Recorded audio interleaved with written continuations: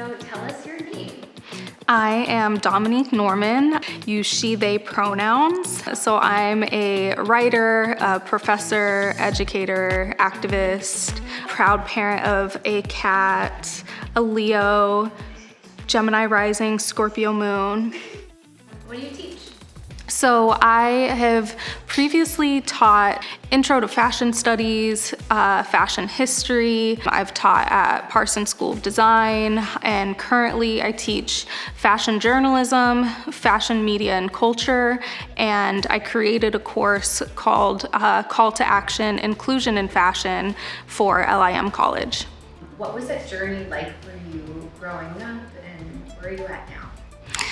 So I grew up as one of maybe 5 other kids of color in my very, very small community in Eastern Washington State. And I was one of the few kids who was low income and also at my age had more meat on my bones than my peers. So my relationship with fashion started out as very resistant and using fashion to rebel against the norms. So I was very much the goth emo kid while everyone else was like really into Taylor Swift and Aeropostale and American Eagle, and I was the one at Hot Topic with all the band tees and the trip pants. But now my fashion, I think, has evolved to a little bit more mature and still trying to capture that essence of identity and resistance and sort of reclaiming my relationship with my body. When you decided you wanted to really commit to it or express yourself? I think the biggest challenge that I had started when I was a student pursuing my bachelor's degree. I pursued a bachelor's in fashion design and merchandising, and I immediately knew if I'm pursuing fashion design, I'm gonna be creating clothes for me.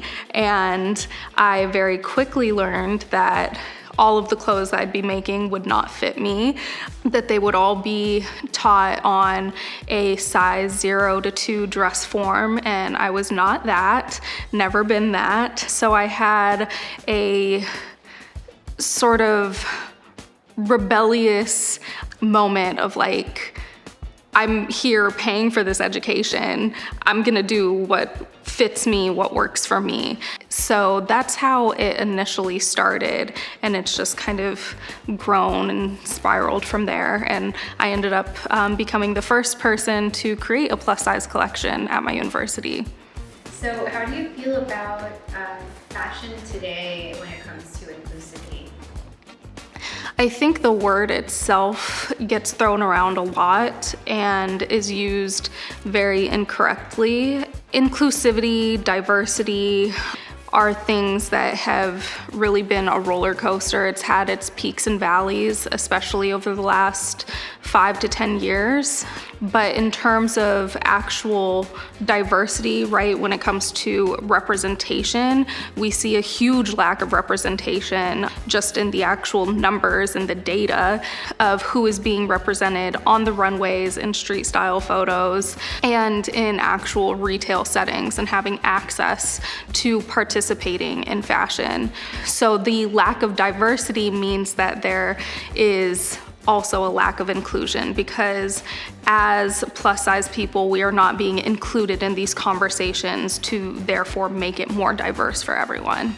So what would you suggest fashion brands or even any product that we're marketing out there, what could they do better to better serve a more diverse community?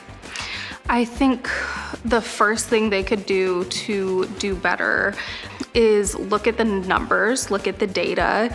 The data speaks for itself, that there is a lot of money to be spent by diverse bodies, and they're really missing out on quite literally billions of dollars. So it doesn't make much business sense to not be inclusive.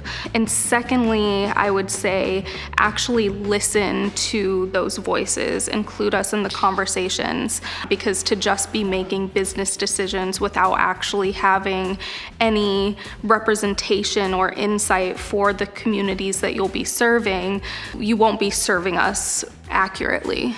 So who inspires you?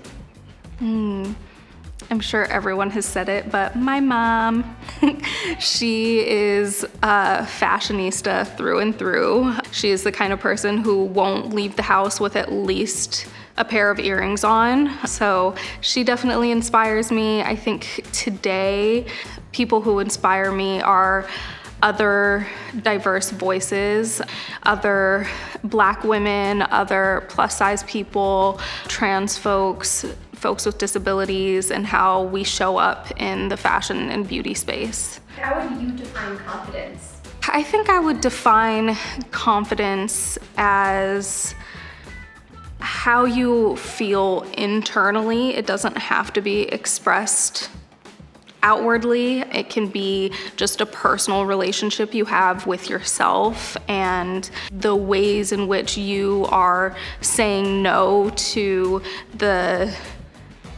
socialized belief that we have to hate ourselves and that we have to hate ourselves and therefore spend more money to then try to love ourselves. I think having that personal resistance to that is confidence, and how it shows up externally is just kind of the icing on top.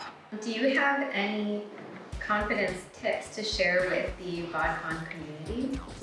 Yes, I still very much struggle with my confidence. I think I would say find the one thing about yourself that you love, or at least feel the most neutral about, because body neutrality is also fair. So for me, I have fallen more in love with makeup, and that's allowed me to express my confidence. I also am very intentional about curating my social media to see people that look like me and just as many people who don't, in very diverse and socially just ways, how they're using fashion and beauty in their body to resist social norms. So seeing that constant reminder through media of diverse representation is very helpful. Also, dancing in your underwear, it helps a lot, especially with a nice glass of Prosecco. How did you find out about the VodCon community? I think I saw it one day scrolling through social media. I've had friends who have been panelists for the VodCon and just fell in love with the community from social media. Representation, that's kind of been my buzzword. Seeing other folks that I can relate to and be inspired by and feel safe and protected and celebrated, especially by people who share similar values and beliefs and are excited to celebrate bodies, all bodies.